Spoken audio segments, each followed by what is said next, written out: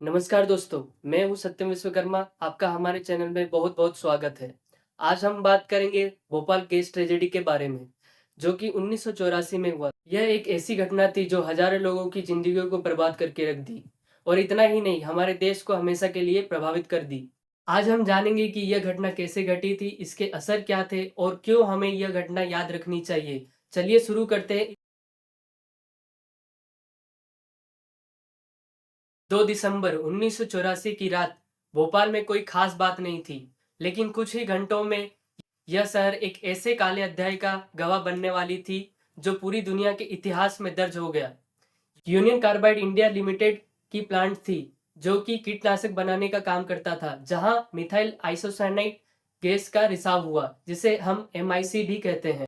अब इस घटना के असली प्रभाव को समझने के लिए हमें यह जानना होगा कि उस रात क्या हुआ था और क्यों इतना यह प्रभावशाली था। रात के करीब 12:30 बजे एक टैंक में पानी घुसने से मिथाइल आइसोसाइनेट गैस का रिसाव शुरू हो गया। यह रासायनिक प्रतिक्रिया इतनी तेज थी कि मिनटों में गैस का बादल फट गया। शुरुआत में लोगों को सिर्फ अजीब सी बदबू आई, लेकिन किसी ने सोचा भी नहीं था कि यह इतना खतरनाक होगा। कुछ ही मिनटों में लोग खांसने लगे, आंखों में जलन और सांस लेने में परेशानी होने लगी। जैसे जैसे गैस फैलती गई, लोग भागने लगे, लेकिन बहुत से लोग इस खतरनाक गैस के संपर्क में आ गए थे। अस्पतालों में लोगों की भीड़ बढ़ गई थी और कई लोगों की मौत भी हो गई थी। पहले 2-3 दिनों में 3000 लोग जान गंवा चुके थे। अस्पतालों में इतना भारी दबाव था कि डॉक्टरों और नर्सों के पास सभी मरीजों को ठीक से देख पाने का भी समय नहीं था। कई लोग तो इतनी जल्दी में मर गए कि उन्हें अस्पताल तक भी नहीं ले जाया जा सका। गैस ने लोगों को अलग अलग तरीके से प्रभावित किया, लेकिन जो लोग इस गैस का अधिक संपर्क में आए थे, उनकी हालत बेहद ही गंभीर थी। लेकिन इस ट्रेजेडी का प्रभाव सिर्फ तत्कालीन मौतों तक सीमित नहीं था।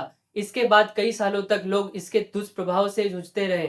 लाखों लोग आज भी सांस, नसों की बीमारियों से लड़ रहे हैं। कुछ सर्वाइवर्स ने बताया कि वे आज भी उस रात को नहीं भूल पाए हैं। उनकी जिंदगियों पर इस हादसे ने एक ऐसा निशान छोड़ा है जिसे वह हमेशा महसूस करते हैं, और इसका असर सिर्फ शारीरिक स्वास्थ्य पर ही नहीं, बल्कि मानसिक स्वास्थ्य पर भी है। इस घटना के बाद यूनियन कार्बाइड ने अपनी जिम्मेदारियों से मुंह मोड़ लिया।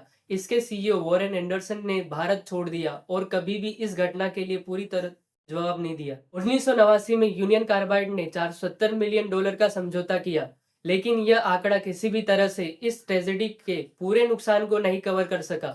यह समझौता केवल तत्कालीन नुकसान को ढक सकता था, लेकिन इसके बाद आने वाली बीमारियों के लिए कोई समाधान नहीं था। आज भी भोपाल गैस ट्रेजेडी के प्रभावित लोग न्याय की तलाश में हैं। यह घटना हमें यह याद दिलाती है कि एक बड़ी कंपनी के पास अगर जिम्मेदारी नहीं होती, तो समाज और पर्यावरण को किस तरह से नुकसान पहुंचा सकते हैं। भोपाल गैस ट्रेजेडी के बारे में हमें क्यों बात करनी चाहिए? यह सिर्फ एक भूतकाल की घटना नहीं, बल्कि यह हमें यह सिखाती है कि हमेशा इस बात की निगरानी रखनी चाहिए कि हमारी सुरक्षा, हमारे पर्यावरण और हमारे स्वास्थ्य के लिए क्या जिम्मेदार है, और इसके लिए न्याय होना जरूरी है।